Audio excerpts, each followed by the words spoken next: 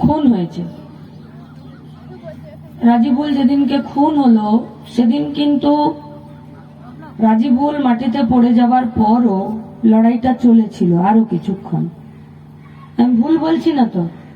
রাজিবুলের গায়ের যে স্কুল ঘরটার বাইরে রাজিবুল খুন হলো, সেই স্কুল ঘরটার বাইরে পাশের পাড়াতে যে মহিলারা ছিলেন, যে কম বয়সী মহিলারা ছিলেন, আমাদের মাদের বয়সী যে মহিলারা ছিলেন এবং আমাদের কর্মীরা, তারা তো লড়াইটা ছেড়ে দেননি। তারপরেও তো কিছুক্ষণ লড়াই চলেছিল।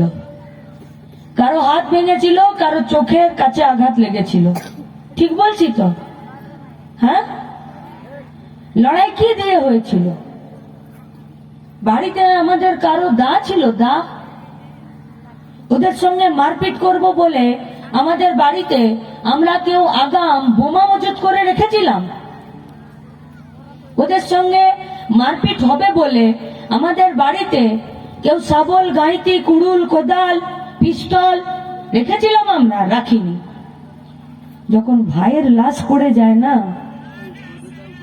আর যখন ছেলের বাপ আর মা আর ছেলের বউ আর তার দুই সন্তান, তাদের যখন চোখের জল পড়ে, তখন আর পিস্তল, বোম, বন্দুক খুঁজতে পাঠায় না। তখন দুটো হাতই যথেষ্ট হয় লড়াই করার জন্য। আর এই যাদের নাম বলছে অঞ্চল সভাপতি, পুলিশের ছাতা তোমাকে বেশি দিন বাঁচাতে পারবে, কারণ পুলিশের কাছে দুটো চয়েস। এক, হয় লালনের মাথায় ছাতা ধরতে হবে, নইলে নিজের মাথায় ছাতা ধরতে হবে। কার মাথায় ছাতা ধরবে তুমি ঠিক করো। এমনটা যাতে না হয় যে লালনের মাথায় ছাতা ধরতে গিয়ে নিজের মাথাটাই ফাঁকাতে পড়ে গেল। মানুষ কিন্তু ছেড়ে কথা বলবে না। ইংরেজদেরকে তাড়িয়েছে, অত্যাচারী জমিদারদেরকে তাড়িয়েছে। আর কে জানে এই ভোটের পর গায়ের গরিব, খেটে খাওয়া মেহনতি মানুষ, যে আবাস যোজনার ঘর পায়নি, যে জব কার্ডে কাজ পায়নি, যে জব কার্ডে কাজ করে আজও পর্যন্ত টাকা পায়নি, যার বাড়ির ছেলে মেয়েরা সংসার চালাতে গিয়ে বাইরের রাজ্যে দিনের পর দিন পড়ে আছে, শুধুমাত্র সিপিএম করে বলে দিনে রাতে আমাদেরকে ধমকাচ্ছে, চমকাচ্ছে, আর বলছে তোর পায়খানাটা, তোর লক্ষ্মীর ভান্ডার, তোর বিধবা ভাতা, তোর রেশন কার্ড কি করে হয় আমরা দেখে নিব। আমরাও বলছি, পুলিশকেও বলছি, ভিডিওকেও বলছি, লালনকেও বলছি, ওর বাপকেও বলছি।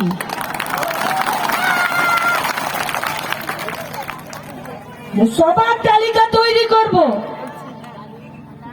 আর সবাইকে নিয়ে লুটের টাকায় তোমার প্রাসাদ ঘেরবো।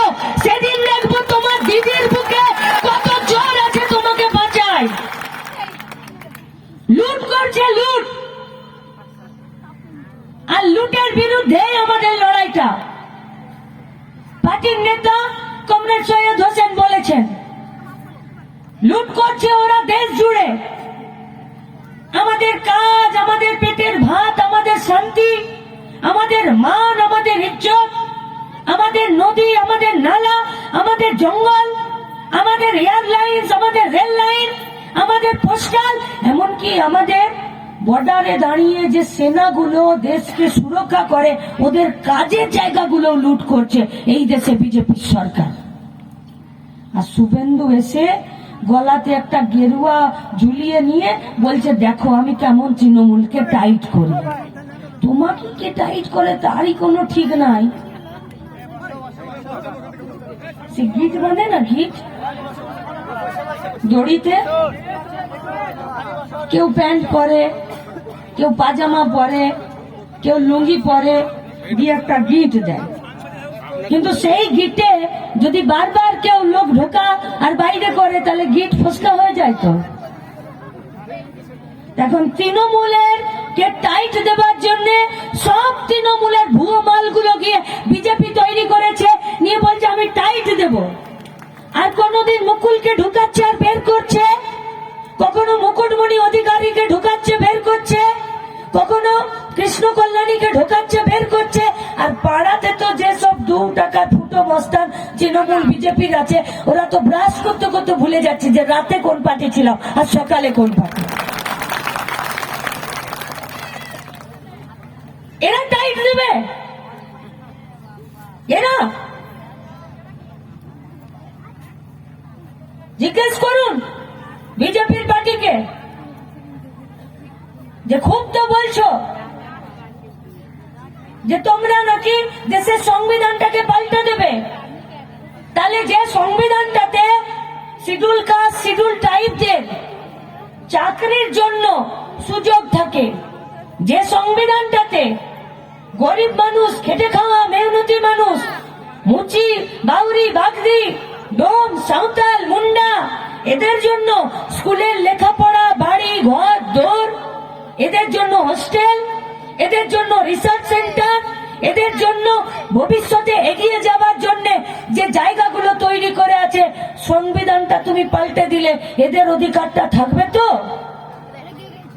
আচ্ছা, যদি সংবিধানটা না থাকে তাহলে কিসের ভিত্তিতে, কিসের আধারে দেশটা চলবে?